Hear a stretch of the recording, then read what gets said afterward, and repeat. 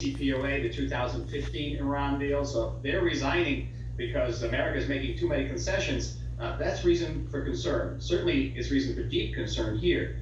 The Iran deal of 2015 was presented as a deal that would block Iran's path to the bomb. Now, that was a lie. It actually paved Iran's path to the bomb and assured that Iran, after little more than a decade, would be in a position to enrich enough uranium not for one bomb, but for 100 bombs. And that agreement did nothing to stop Iran from developing intercontinental ballistic missiles that could carry a warhead. It did nothing to stop them from actually building a warhead. And we know from the documents that our Mossad agents smuggled out of Tehran in 2018 that the Iranians never ceased working on a warhead, which meant that within a decade, Iran was going to be a nuclear power. But that was only the beginning of the problems in 2015.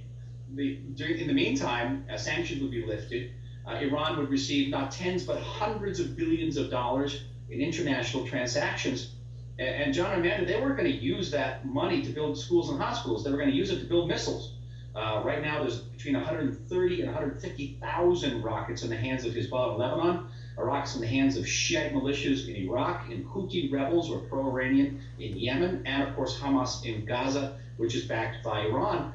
The goal would be to create a situation that when Iran broke out and created a nuclear weapon, and Israel tried to stop it, we would be hit by tens of thousands of rockets, and we'd be deterred. That's the whole Iranian strategy. 2015 laid the groundwork perfectly for that. Now, President Trump pulled out of that agreement in 2018. Israel applauded it. He put on very heavy sanctions, and those sanctions were having an effect. The Iranians weren't violating the agreement. They didn't start violating the agreement until it was sure that the next administration had won the presidential election. And then they started violating it on steroids because they knew that the next administration wanted to renew the deal, and the Iranians wanted to up the ante, wanted to up their ability to up their leverage to get a better deal. And by all indications, they are going to get a better deal for Iran. So bad that these professionals in the State Department have quit.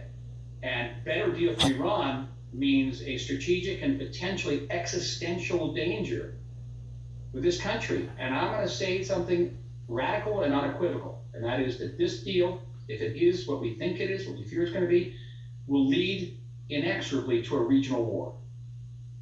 Wow. Ambassador, there are so many things that this administration has done that have appeared weak on the world stage. Obviously, our disastrous exit from Afghanistan, but Russian negotiator Mikhail Ulyanov even said about the concessions made by the United States with respect to Iran, Russia, and China, he couldn't believe the concessions that they were able to get.